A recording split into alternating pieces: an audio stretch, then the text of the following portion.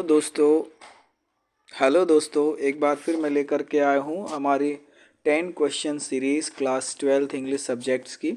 और आज की जो सीरीज़ है कल 19 दिसंबर के लिए लेकर के आए हैं। तो फिर से वापस हम शुरू करते हैं हमारा पहला क्वेश्चंस से। और पहला क्वेश्चंस जो है डू एज डायरेक्टेड से लिया गया है, जिसमें हम एक एक नंबर के 4 क्वेश्चंस को यहाँ पे कवर करेंगे। सेक्शन सी से ये क्वेश्चंस लिए गए हैं। तो देखिए पहला क्वेश्चन क्या है। If you do not work properly you will be punished. इसमें आपको क्या करना है, रीराइट यूजिंग अनलेस। अनलेस का यूज़ करना है। तो ये सेंटेंस जब भी आते हैं तो उसमें या तो इफ़ लगा होगा, तो हम इफ़ के स्थान पर हम किसका यूज़ करेंगे, अनलेस का यूज़ करेंगे। और उसके बाद पहले सेंटेंस में यदि नेगेटिव सेंटेंस बना हुआ है तो उस नेगेटिव से डू नॉट, डज नॉट या जो भी नेगेटिव सेंटेंस है उसको हम हटा देंगे।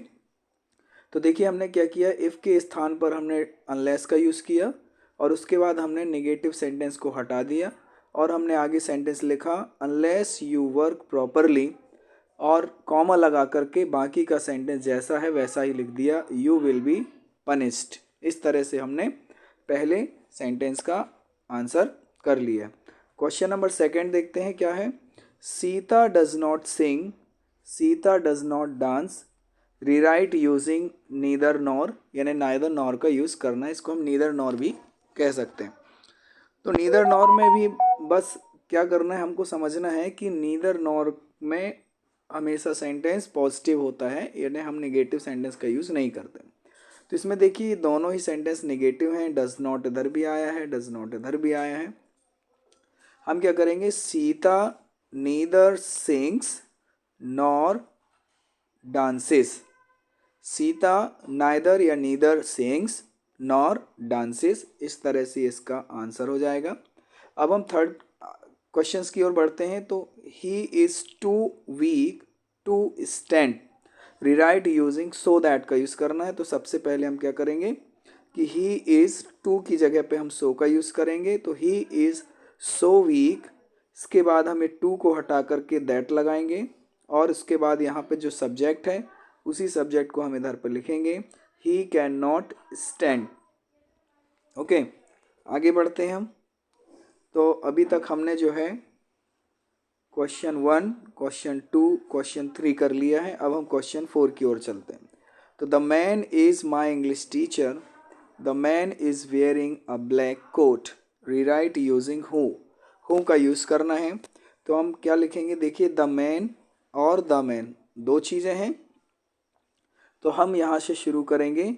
The man who is wearing a black coat is my English teacher. The man who is wearing a black coat is my English teacher. आगे बढ़ते हैं क्वेश्चन नंबर सेकंड, जिसमें हमने सेक्शन डी पोयम सेकंड से questions लिए हुए हैं। और ये 2 नंबर के हमने 3 क्वेश्चंस यहाँ पे कवर किए हुए हैं जो बहुत ही महत्वपूर्ण है। संभवतः ये एग्जाम्स में आ सकते हैं। तो चलिए हम देखते हैं पहला इम्पोर्टेंट क्वेश्चन क्या है सेकंड पोयम से। तो why does the poet ask us to keep still. आपको पता है कि सेकेंड पोएम का नाम क्या है, कीपिंग क्वाइट। ओके, तो कीपिंग क्वाइट से क्वेश्चन है कि why does the poet ask us to keep quiet. Poet हमें शांत रहने के लिए क्यों कहता है। तो the poet says so because too much rush and activity has only brought misfortunes to mankind. क्योंकि बहुत ज़्यादा रस यानी भीड़ भाड़ और आना जाना एक्टिविटी से क्या होता है, मनुष्य के साथ दुर्घटनाएं घटती रहती हैं। Hence it is better to be quiet and still. इसलिए पोएट चाहता है कि हम शांत रहें। एक बार पुनः इसको हम रीड करके बता रहे हैं। Why does the poet ask us to keep still. The poet says so because too much rush and activity has only brought misfortunes to mankind. Hence it is better to be quiet and still. इस तरह से छोटे छोटे शब्द करके यदि आप question को याद करेंगे, समझेंगे, तो निश्चित रूप से आपको क्वेश्चन आंसर्स याद हो जाएंगे। चलिए अब हम बढ़ते हैं हमारे दूसरा इम्पोर्टेंट क्वेश्चन जो कि सेकंड पोएम से है। What is the sadness that the poet refers to in the poem? What is the sadness that the poet refers to in the poem? शायद ये वाला क्वेश्चन आपके हाफ ईयरली एग्जाम में भी आया हुआ है, तो देखते हैं इसका आंसर क्या होगा।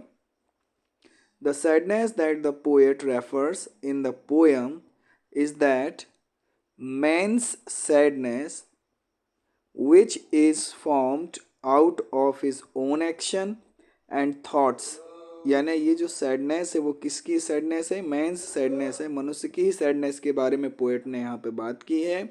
और वो सैडनेस जो मनुष्य ने स्वयं ही यानी which is formed out of his own actions and thoughts, जो मनुष्य ने खुद के कर्मों और अपने दूषित विचारों से उत्पन्न किया है।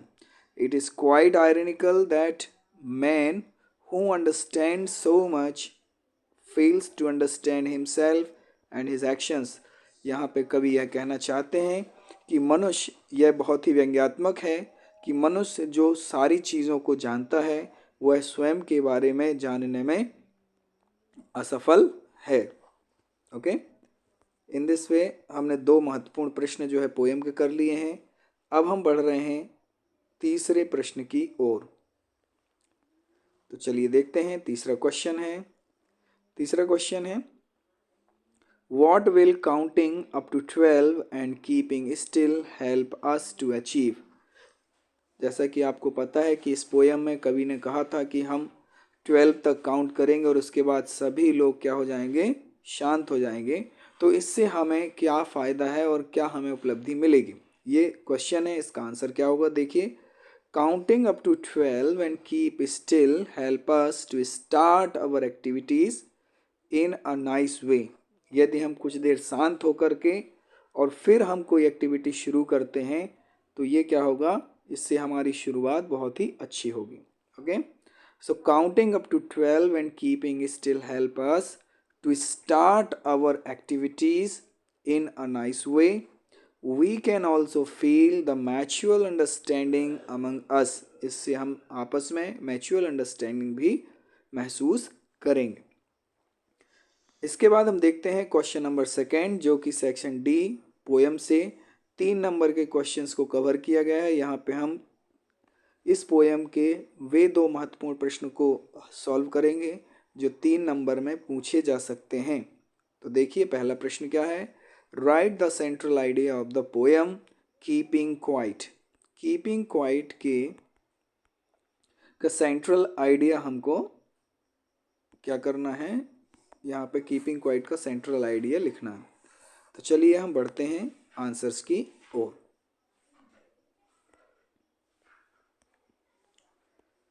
तो ये देखेंगे हम, हमारे पास आंसर सामने है।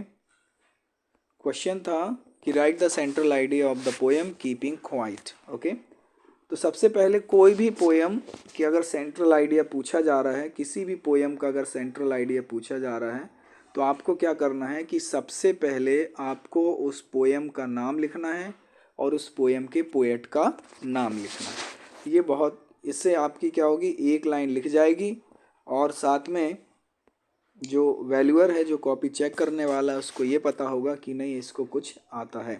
तो देखिए सबसे पहले हम क्या करते हैं? The poem keeping quiet is written by Pablo Neruda. The poem Keeping Quiet is written by Pablo Neruda. The poet tells us to count up to 12 and keep quiet. इस पोएम में कवि हमसे कहता है कि हम 12 तक काउंट करें और उसके बाद चुप हो जाएं, शांत रहें। Through this poem, he asks us to be inactive for some times। और इस पोएम में कवि हमसे चाहता है, हमसे कहता है कि हम कुछ देर के लिए निष्क्रिय हो जाएं, यानी शांत हो जाएं, कोई काम ना करें। एंड इंट्रोस्पेक्ट, और खुद के बारे में हम विचार करें।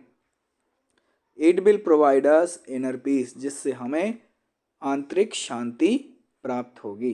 तो this is the central idea of the poem.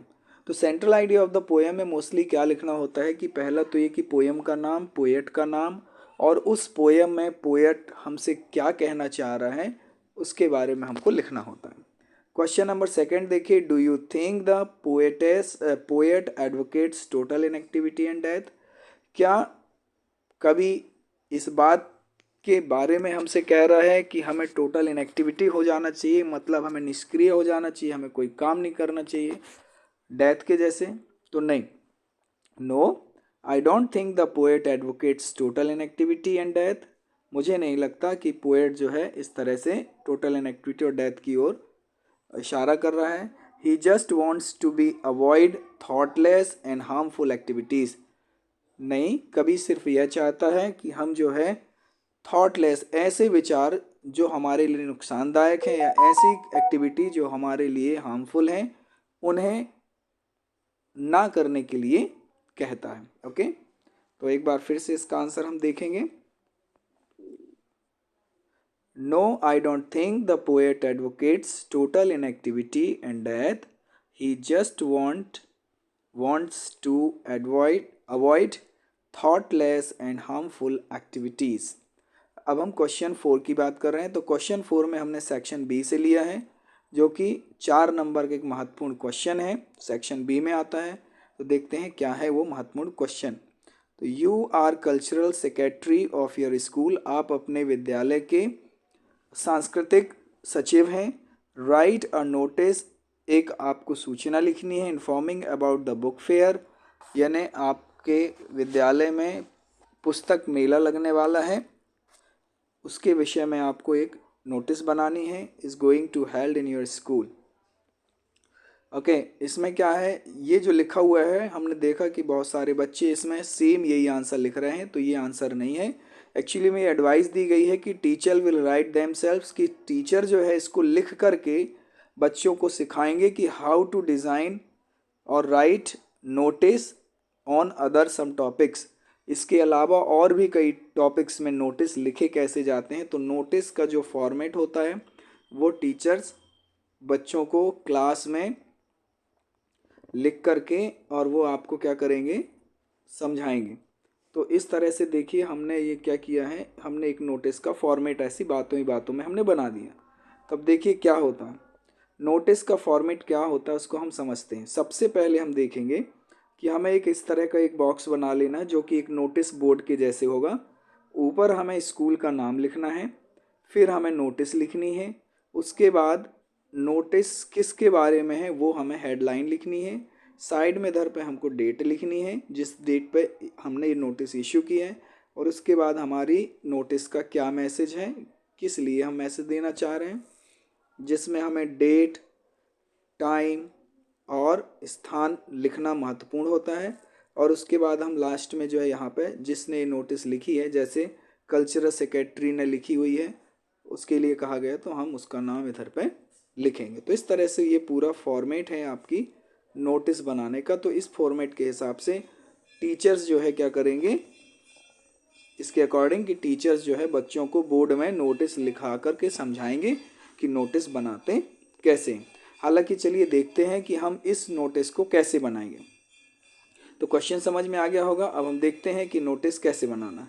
तो ये देखिए, आप दिख रहा होगा शायद, बहुत छोटा फॉन्ट है कि नोटिस का एक फॉर्मेट किस तरह से है। सबसे पहले देखिए हमने यहाँ पे क्या लिखा हुआ है, स्कूल का नाम लिखा हुआ है। यदि क्वेश्चन में स्कूल का नाम नहीं है तो आप अपने स्कूल का नाम लिख दीजिए, अगर उसमें किसी स्कूल का नाम है तो उस स्कूल का नाम लिख लीजिए। यदि डेट लिखी हुई है तो वो डेट लिखिए, अगर कोई डेट नहीं लिखी हुई है तो आप कोई काल्पनिक डेट लिख दीजिए। यहाँ पे आपको नोटिस लिखना है बड़े कैपिटल लेटर्स में, और यहाँ पे किसके लिए है तो बुक फेयर के लिए है, तो ये हेडलाइन हो गया बुक फेयर। उसके बाद फिर आप सारा मैसेज यहाँ पे इस तरह से लिखेंगे, और फिर साइड में हम इस तरफ या फिर इस तरफ हम लिख देंगे जिसने ये नोटिस लिखा हुआ है। शायद नहीं दिख रहा होगा, तो चलिए हम देखते हैं एक फ्रेश नोटिस कि हमने इसको कैसे बनाना है। तो ये देखिए, इस तरह से हमने ये एक नोटिस बना करके तैयार रखा हुआ है। इसमें हम देखेंगे कि हमने यहाँ पे लिखा हुआ Sarika international school new Delhi.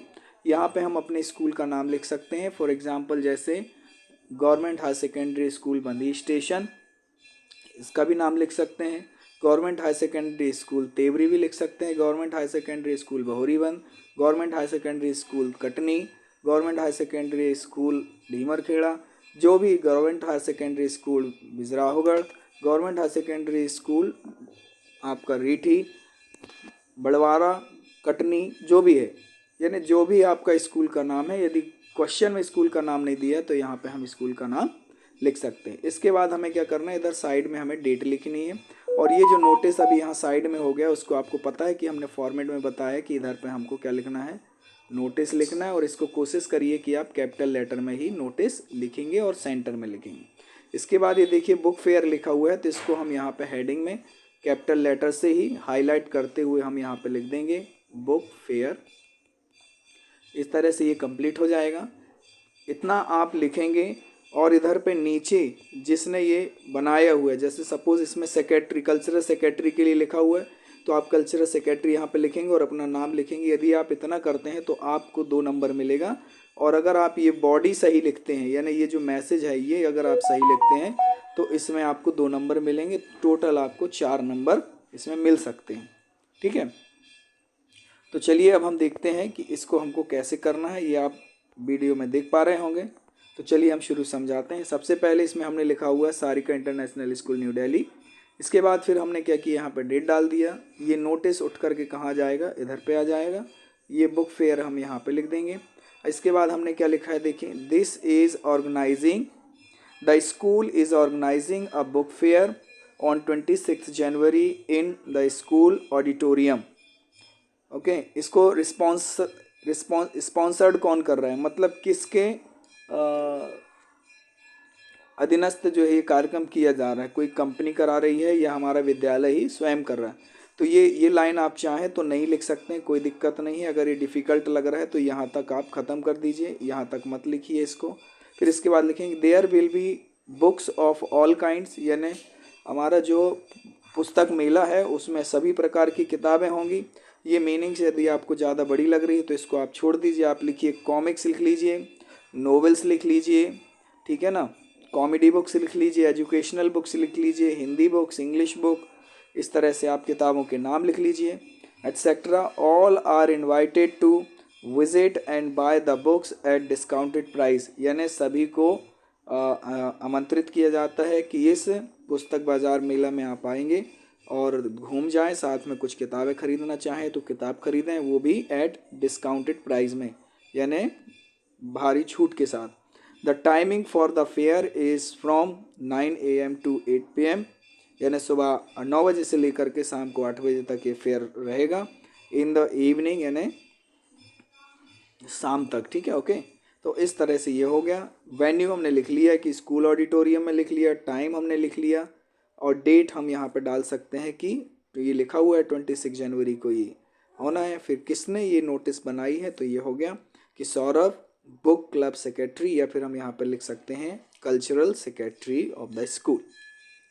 ठीक है, उम्मीद है दोस्तों कि ये आपको समझ में आ गया होगा। अगर वीडियो अच्छा लगा है तो ज़्यादा से ज़्यादा शेयर करें, लाइक ज़रूर करें, और अभी तक आपने चैनल को सब्सक्राइब नहीं किया है तो सब्सक्राइब ज़रूर करें।